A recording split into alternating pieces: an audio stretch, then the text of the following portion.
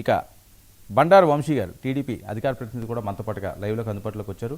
నాగార్జున కాసరగడ్డ కాంగ్రెస్ అధికార ప్రతినిధి కూడా మనతో పాటుగా లైవ్లో జాయిన్ అయ్యారు. ఇక కీర్తన గారు జనసేన అధికార ప్రతినిధి కూడా మనతో పాటుగా లైవ్లోకి అందుబాటులోకి వచ్చారు.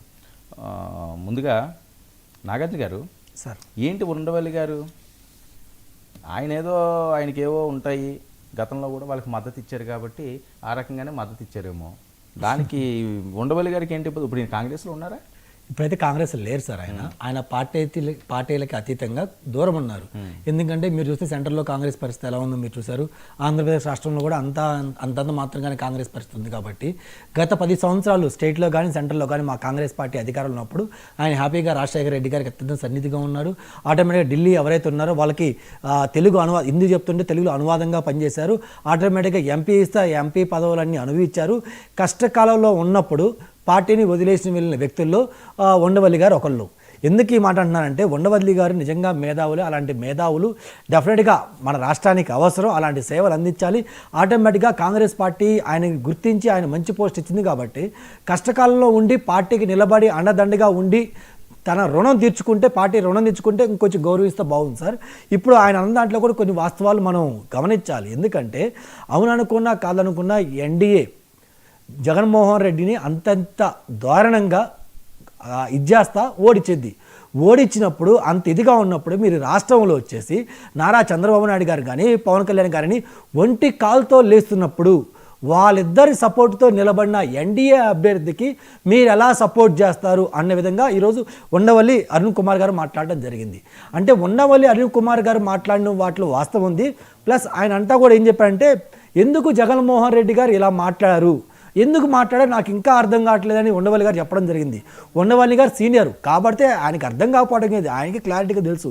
ఎందుకంటే జగన్మోహన్ రెడ్డి గారికి కావాల్సింది ఒకటి, డబ్బు డబ్బు డబ్బు అధికారం. ఇది తప్పించి జగన్మోహన్ రెడ్డి గారికి కార్యకర్తలు కానీ నాయకులు కానీ ప్రజలు కానీ రాష్ట్ర డెవలప్మెంట్ కానీ సంక్షేమం ఇలాంటివి ఏమొద్దు. ఆయనకు కావాల్సింది ఆయన హ్యాపీగా ఉంటూ ఆయన కుటుంబం హ్యాపీగా ఉంటూ.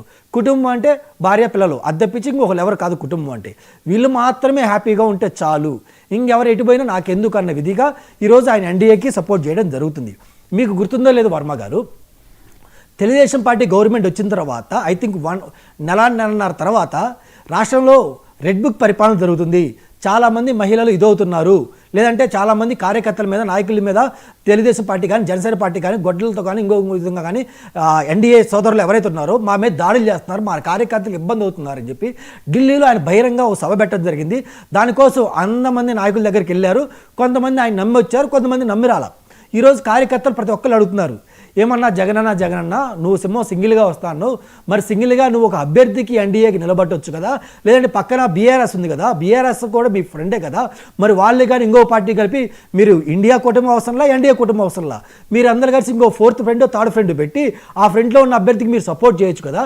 ఈరోజు ఎన్డీఏ అభ్యర్థికి సపోర్ట్ చేయాల్సిన అవసరం ఉంది. నిన్ను నమ్మిను ఆ రోజు నువ్వేమన్నావు, 170 అవుట్ ఆఫ్ 175 వస్తాయి అన్నావు. మేము మా జగనన్న చెప్పిన మాట నిజమే అని చెప్పి మేము బెట్టింగ్లు వేసినాం. బెట్టింగ్లు వేయటం వల్ల మా ఇల్లు కానీ ఒళ్ళు కానీ మొత్తం గుల్లైపోయింది. అందులో ఎగ్జాంపుల్ చూసారు లేదు సార్, మా పల్నాడు జిల్లాలో ఒక కార్యకర్త బెట్టింగ్ వేసి చనిపోయిన సంవత్సరం తర్వాత జగన్మోహన్ రెడ్డి గారికి పరామర్శించడానికి వెళ్ళారు. ఆ పరామర్శించడానికి వెళ్ళినప్పుడు ఒక కార్యకర్త చచ్చిపోయింది సార్.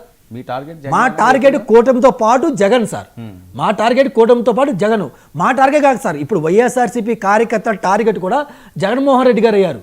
ఎందుకంటే మొన్నటిదాకా ఈయనేమన్నారు, మీరు చంద్రబాబు నాయుడుకి కాంగ్రెస్ పార్టీ చంద్రబాబు నాయుడు గారు సపోర్ట్ చేస్తుంది, లేదా కాంగ్రెస్ పార్టీ జనసేన సపోర్ట్ చేస్తుందని చెప్పి జగన్మోహన్ రెడ్డి గారు పేటీఎం బ్యాచ్ ఒక మీడియా విపరీతంగా ట్రోల్ చేశారు.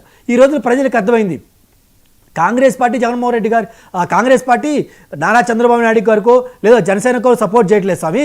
మీరు దగ్గరుండి బీజేపీ అభ్యర్థికి లేదా మిమ్మల్ని ఓడించిన నారా చంద్రబాబు నాయుడు గారు నిలబెట్టిన అభ్యర్థి కానీ మిమ్మల్ని ఓడించిన పవన్ కళ్యాణ్ గారు నిలబెట్టిన ఎన్డీఏ ఉపరాష్ట్రపతి అభ్యర్థికి మీరు ఓటేశారు అంటే ప్రజలు ఏంటి, ఈరోజు జగన్మోహన్ రెడ్డి గారు ఎన్డీఏ సైడ్ ఉన్నారా లేదా ఎన్డీఏకి ఆపోజిట్లో ఉన్నారా అర్థం చేసుకునే పరిస్థితి ఈరోజు ప్రజలు ఉన్నారు సార్. ఏం చేస్తున్నారు వంశీ,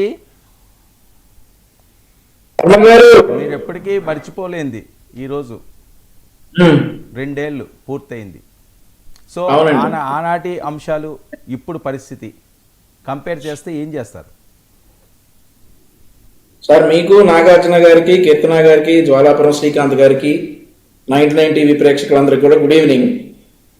సార్ యాక్చువల్గా వైఎస్ఆర్ కాంగ్రెస్ పార్టీ ఓటమి జూలై 25, 2019 కన్ఫర్మ్ అయింది.